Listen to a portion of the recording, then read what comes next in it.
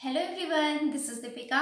Welcome to AD Commerce classes. Now today in this video we are going to discuss discharge of contract. Okay, आज की video में हम discharge of contract पढ़ने जा रहे हैं. Basically types of discharge of contract. ये एक रिक्वेस्टेड वीडियो होने वाली है. मेरी एक व्यूअर है पारुल गुप्ता, उनकी रिक्वेस्ट आई थी कि ma'am types of discharge of contract पे वीडियो बना दें. ठीक है, बट ये आप लोगों के लिए भी इम्पॉर्टेंट है from the point of view of your NTA net examination कि यहाँ से नंबर ऑफ टाइम यहाँ से क्वेश्चन फ्रेम हो सकते हैं. ओके, कुछ इंपॉर्टेंट पॉइंट्स हैं जिससे क्वेश्चन बनाए जा सकते हैं और अच्छे क्वेश्चन बनाए जा सकते हैं, क्योंकि दोनों में डिफरेंस करने में प्रॉब्लम हो जाएगी. जैसे नोवेशन अल्टरेशन में डिफरेंस करने में प्रॉब्लम हो जाएगी, रिसेशन रमेशन में डिफरेंस करने में प्रॉब्लम हो जाएगी. तो जब तक आपको पता नहीं होगा आप डिफरेंस नहीं कर पाओगे. ओके, और आपको मैं एक चीज़ और बताना चाहूँगी कि लीगल एस्पेक्ट के मैंने बहुत सारे टॉपिक्स करवा के रखे हैं, मार्केटिंग के करवा के रखे हैं, एचआर, आईबी, बीएम, बैंकिंग, सबके मैंने प्लेलिस्ट सेक्शन में कवर कर रखे हैं. आपने अगर नहीं देखी हो वीडियो तो आप देख सकते हो. और एनडीए नेट पेपर 1 की प्रीवियस ईयर सीरीज हमारी चल रही है, वो तो आप देख ही रहे होगे. बट ये आपका लीगल एस्पेक्ट का है. ओके, जो कॉमर्स के बच्चे होंगे उनके लिए ये बेनिफिशियल है. देखिए, डिस्चार्ज ऑफ इसमें डिस्चार्ज ऑफ कॉन्ट्रैक्ट मतलब कि कॉन्ट्रैक्ट का डिस्चार्ज होना, कॉन्ट्रैक्ट का खत्म होना. ओके, डिस्चार्ज मतलब एक तरह से डिस्चार्ज का कॉन्ट्रैक्ट खत्म हो रहा है. डिस्चार्ज अब डिस्चार्ज हो रहा है कॉन्ट्रैक्ट मतलब डिस्चार्ज टूट रहा है, डिस्चार्ज हो रहा है कॉन्ट्रैक्ट. अब contract is no more right now. Okay, ये मतलब हुआ डिस्चार्ज ऑफ कॉन्ट्रैक्ट का. इतना तो आपको पता ही है. नाउ अब ये कैसे कैसे खत्म होता है या कैसे कैसे कॉन्ट्रैक्ट इज नो मोर, क्या क्या चीजें होती हैं, दोनों पार्टीज ने अपनी अपनी जो जो दोनों पार्टीज की परफॉर्मेंस होती है वो फुलफिल कर दी होती, तब डिस्चार्ज ऑफ कॉन्ट्रैक्ट हो सकता है. जैसे कि मैंने आपसे बोला कि मैं आपको कोचिंग क्लासेस दूंगी और इसके बदले में आप मुझे ये पर्टिकुलर ये अमाउंट फीस दोगे. ठीक है, मैंने आपको कोचिंग क्लासेस दे दी, आपने फीस दे दी, तो डिस्चार्ज बाय परफॉर्मेंस. अब कॉन्ट्रैक्ट तो हम दोनों के बीच में कोई रहा नहीं, मतलब कॉन्ट्रैक्ट अब टूट गया है. तो नंबर 1 पॉइंट यही मैंने यहाँ पे मेंशन करके लिखा है, डिस्चार्ज बाय परफॉर्मेंस. मतलब एग्जांपल यही हो गया कि मैंने आपको कोचिंग क्लासेस दी, आपने मुझे पेमेंट किया, दैट इज अब कॉन्ट्रैक्ट खत्म हो गया, मैंने अपनी सर्विसेज प्रोवाइड कर दी और आपने अपना बेनिफिट ले लिया, that is discharge of contract. अब हम दोनों के बीच में कोई भी कॉन्ट्रैक्ट नहीं है. तो ऑप्शन नंबर ए आपको समझ में आ गया होगा. या मैंने कोई चीज किसी सेलर ने कोई चीज सेल करने को बेची है, फॉर एग्जांपल ये मार्कर ही सेल करने को बेचा है 25 रुपीज का. ठीक है, अब वो किसी ने उसको सेल कर दिया, मुझे सेल कर दिया शॉपकीपर ने, मैंने 25 रुपीज दे दी. अब हम दोनों के बीच में कोई कॉन्ट्रैक्ट नहीं है. ओके, ये पॉइंट यहां से क्लियर हो गया होगा आई होप. दूसरा है discharge by mutual consent. Mutual consent as a word defined itself, आपसी सहमति से कोई भी कॉन्ट्रैक्ट का डिस्चार्ज होना, कोई भी कॉन्ट्रैक्ट का खत्म होना.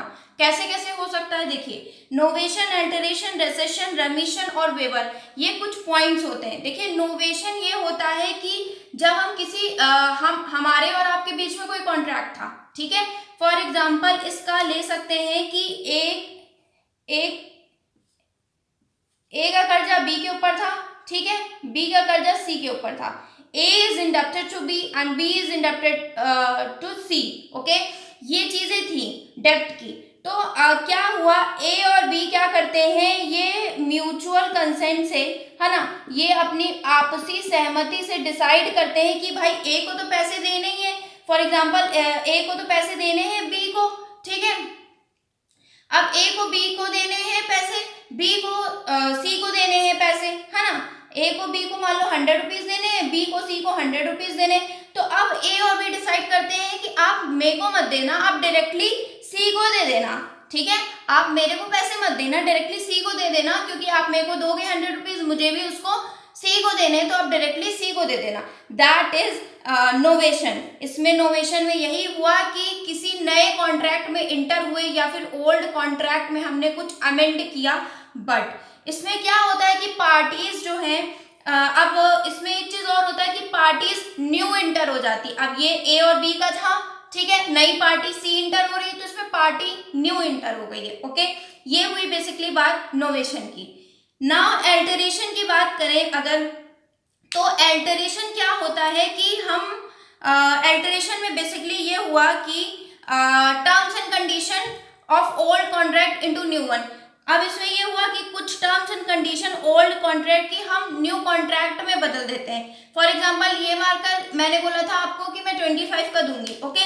अल्टरेशन की हम बात करते हैं, अल्टरेशन की बात करते हैं, यहाँ पे लिख देते हैं अल्टरेशन, ओके। देखिए मैंने बोला था कि मार्कर मैं आपको 25 रुपीज का दूंगी, ठीक है। आपने तब खरीदा नहीं, अब मैं बोल रही हूँ कि नाउ अब मैं मार्कर आपको यही मार्कर 50 रुपीज का दूंगी, ठीक है।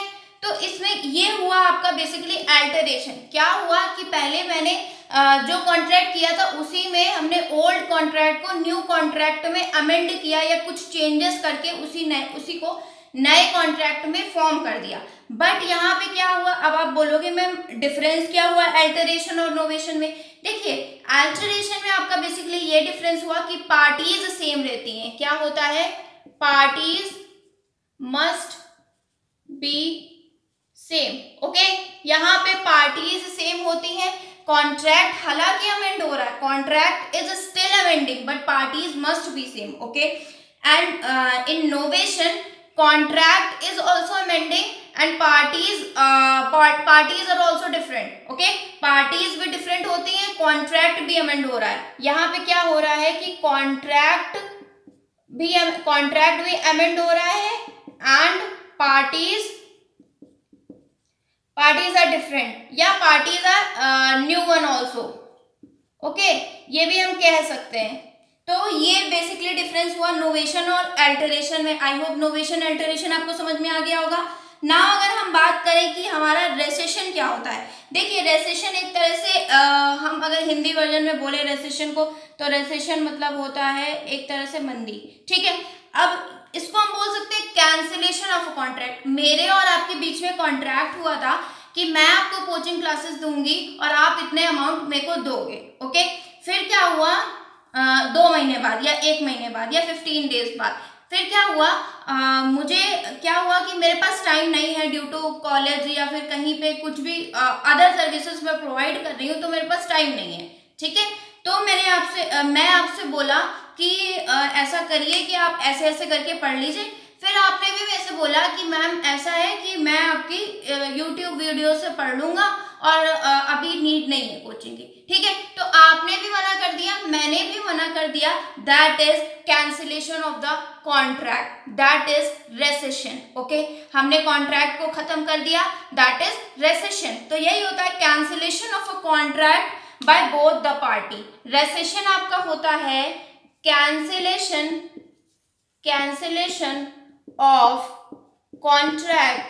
Cancellation of contract by both the parties, okay. दोनों पार्टीज क्या करती हैं, कैंसिल कर देती हैं कॉन्ट्रैक्ट को। आई होप रेसेशन समझ में आ गया होगा ना। अगर हम बात करें रेमिशन की या वेवर की, तो देखिए वेवर का मतलब एक तरह से हम बोल सकते हैं, रेमिशन एक तरह से हम अगर हिंदी में बोलेंगे से तो इसका मतलब होता है क्षमा, ठीक है। वेवर का मतलब होता है त्याग, ओके। फॉर एग्जाम्पल इसी में कोई एग्जाम्पल लेते हैं या यही लेते हैं कि मैंने बोला था कि मैं NTA-NET के बच्चों को पढ़ाऊंगी, ठीक है, और 1000 रुपीज फीस लूंगी और फिर क्या हुआ, ये आप मुझे 2 मंथ बाद भी पेमेंट कर देना। फिर क्या हुआ, किसी बच्चे ने बोला कि मैम 1000 नहीं मैं 800 दे सकता हूँ फीस, ओके। तो मैंने कहा कोई नहीं, चलो तुम 800 ही दे दो, तुम्हारी ऐसी कंडीशन है या जो भी है तो आप 800 ही दे दो।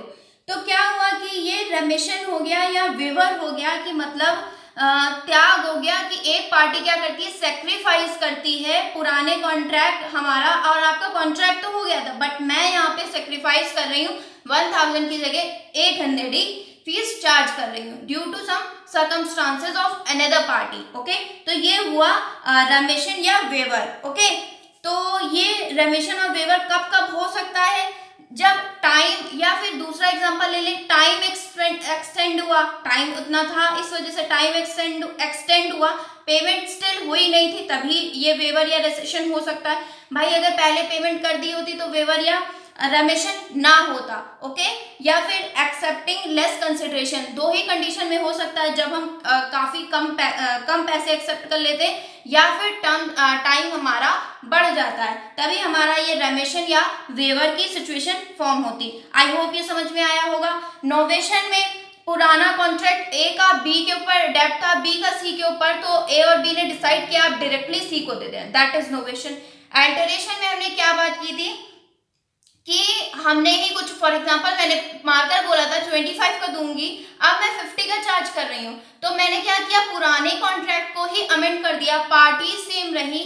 And in novation parties are different and content में भी अमेंड हुआ है और पार्टी भी अमेंड हुई है, ठीक है ना। अगर रेसेशन में बात करें, दोनों पार्टी ने ही बोला कि ठीक है कैंसिल कर दिया कॉन्ट्रैक्ट, मैंने भी मना कर दिया पढ़ाने से, आपने भी मना कर दिया। रेमिशन और वेवर में क्या हुआ, त्याग हो गया। फॉर एग्जांपल कोई स्टूडेंट नहीं दे पा रहा था फीस, तो मैंने बोला 1000 की जगह आप 800 ही दे दो, या जितने दे पाओ उतने दे दो, दैट इज रेमिशन और वेवर। अब अगर हम बात करें discharge by impossibility of performance, देखिए इम्पॉसिबिलिटी ऑफ परफॉर्मेंस क्या हो सकती है। मेरे और आपके बीच में कॉन्ट्रैक्ट हुआ कि मैम आप मेरे को पढ़ा देना, ठीक है, कुछ ऐसे सर्कमस्टांसेस हो जाएं कि मैं ना पढ़ा पाऊँ, मैं बीमार हो जाऊं या कुछ भी ऐसा हो जाए, तो क्या मेरी जगह किसी और से आप पढ़ना पसंद करोगे अगर आपने पहले ही बोला हो कि नहीं मैम आपसे पढ़ना है, ठीक है। तो ये हो गई इम्पॉसिबिलिटी ऑफ परफॉर्मेंस। मैं उस कंडीशन में नहीं हूं कि भाई आपको नहीं पढ़ा सकती, तो मैंने मना किया। तो अब इस सिचुएशन में क्या मैं किसी और को सब्स्टिट्यूट कर सकती हूँ कि आप पढ़ा देना मेरी जगह? हो सकता है मेरा पढ़ाया आपको आता हो, उनका पढ़ाया ना आता हो, ठीक है। या ये भी हो सकता है कि वो बहुत अच्छा पढ़ाए, स्टिल आप आए किसके पढ़ाने के वे पे थे, मेरे ना, तो आप किसी और से उस टाइम एग्री नहीं हो गए, ठीक है। ये हो गया।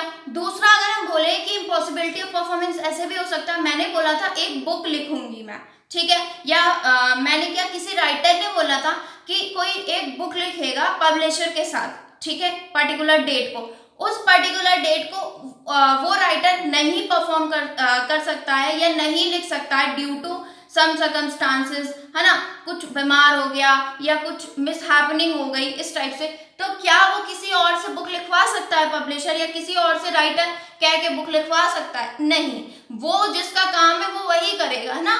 तो ये इम्पॉसिबिलिटी ऑफ परफॉर्मेंस हुआ।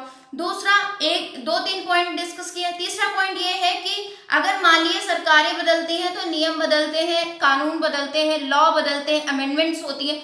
कुछ किसी गुड को हम पहले एक्सपोर्ट कर रहे थे, बट मान लीजिए लॉ चेंज हुआ, अब हम उस गुड में ट्रेड नहीं कर सकते हैं, ठीक है। तो अब क्या है, पहले हमने बोला था कि मैं आपको वो चीज सप्लाई कर दूंगी, अब मैं जब कर ही नहीं सकती हूँ तो मैं कैसे कर दूंगी सप्लाई, ओके। तो ये भी हुआ कि भाई लॉ बदला, due to change in law, due to impossibility of performance, change in law हो गया, कोई राइटर ने बुक लिखी, ये मैंने बताया। या फिर कोई वॉर छिड़ जाए, है ना, कोई वॉर छिड़ जाए, तब क्या वो परफॉर्मेंस हो सकती है? अभी नॉर्मल सिचुएशन थी, अब इसका एग्जांपल ले सकते हैं हम कोरोना, पहले सारी चीजें नॉर्मल चल रही थी तब ठीक था, अब ये कोविड-19 हुआ, तब से क्या जिसने जैसा पहले प्रॉमिस किया था, जो मार्केटर, जो सप्लायर ने जो पहले प्रॉमिस किया था इस टाइम पे, इस डेट को इतना पर्टिकुलर अमाउंट बन जाएगा, क्या वो परफॉर्म कर पा रहे? नहीं कर पा रहे। सारा कुछ लॉकडाउन है, कहीं से इंपोर्ट एक्सपोर्ट हो नहीं रहा है, तो कहाँ से वो कर पाएंगे? तो ये सारी चीजें हो सकती हैं discharge by impossibility of performance.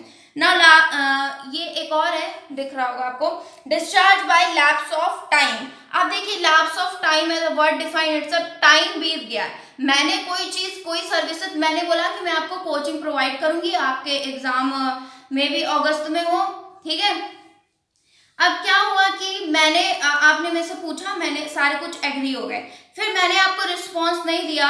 अगर मैं सिर्फ सितंबर में आपसे बोल रही हूँ कि ठीक है मैं पढ़ाऊंगी, तब आप बोलोगे मैम टाइम तो निकल गया, एग्जाम तो हो गया, अब क्या आप पढ़ाओगे, ठीक है। तो ये लैप्स ऑफ टाइम हो गया कि जब अब हमें नीड थी तब आप इन्होंने पढ़ाया नहीं, अब क्या करेंगे?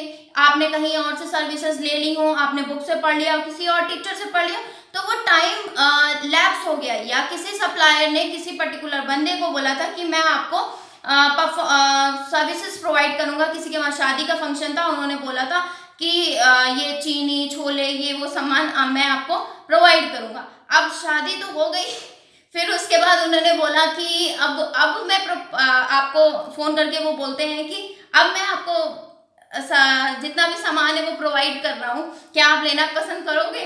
तो पहली बात तो वो मुझे डांटने लगेगा कि जब मैंने बोला था आपने किया नहीं, टाइम बीत गया है, ठीक है, और ऊपर से अब आप और परेशान करने के लिए कॉल कर रहे हो। ओके, तो इट्स नॉट पार्ट ऑफ जो, ये मेरा सिर्फ एक एग्जाम्पल था, ठीक है। Discharge by lapse of contract भी हो गया।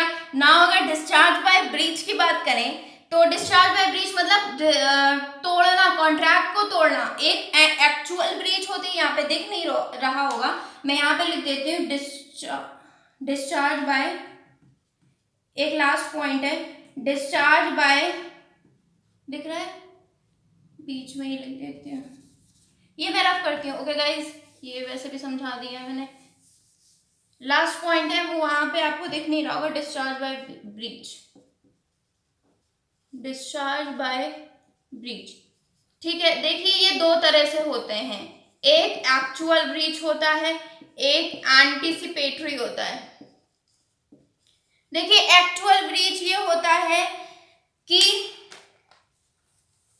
एक्चुअल ब्रीच में ये होता है कि वही शादी वाला एग्जांपल लेते हैं कि मैंने कहीं ऑर्डर किया था, मेरे घर पे शादी का फंक्शन था कि भाई ये सामान मेरे को चाहिए, जो ट्रस्टेड मेरे जहां से मैं परचेज करती थी। ओके, फिर उन्होंने बोला कि ठीक है कर दूंगा, बट उन्होंने किया नहीं।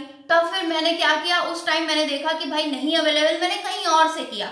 तो ये हुआ कि अब उनका तो डिस्चार्ज हो गया कॉन्ट्रैक्ट, अब वो मेरे से बोल रहे हैं तो मैं उनके साथ कैसे कॉन्ट्रैक्ट कर सकती हूँ, वो तो टाइम खत्म हो गया है ना, शादी वाला टाइम तो खत्म हो गया, तब कैसे हो सकता है। या फिर किसी चीज की मुझे नीड थी, मैंने बोला कि आप 2 मंथ के अंदर सप्लाई कर देना, ठीक है, 2 मंथ, विद इन 2 मंथ्स आप सप्लाई कर देना। अब अगर तीसरे मंथ वो सप्लाई करते हैं तो क्या मैं उनके लिए ही बैठी रहूंगी? नहीं बैठी रहूंगी, मैं कहीं और से अरेंज कर लूंगी। ओके, तो यहाँ पे कॉन्ट्रैक्ट खत्म हो जाता है, मैं अपने टाइम टर्म्स एंड कंडीशन में अपना टाइम दे दूंगी, उसके बाद वो कॉन्ट्रैक्ट खत्म हो जाएगा, उसके बाद मैं उनके लिए बैठी नहीं रहूंगी, कहीं और से परचेज कर लूंगी। ओके, ना अगर बात करें दूसरा एंटीसिपेटरी, देखिए एंटीसिपेटरी ये होता है कि फॉर एग्जाम्पल मैंने कहीं से बोला था कि मुझे ये आप सामान सप्लाई कर देना, घर पे फंक्शन है। ओके, तो उन्होंने ना हाँ बोला ना बोला। ओके, और उनका फेशियल एक्सप्रेशन या बिहेवियर भी ऐसा था कि हम जज नहीं कर पाए कि ही इज एग्री कि ये कर पाएंगे, इनके पास उतना प्रोडक्ट है या नहीं, ये सप्लाई करेंगे या नहीं। तो मेरे मन में उसी टाइम आया जब मैं घर आ रही थी कि भाई ये पता नहीं कर पाएंगे या नहीं कर पाएंगे, क्योंकि इन्होंने यस भी नहीं बोला, नो भी ना बोला।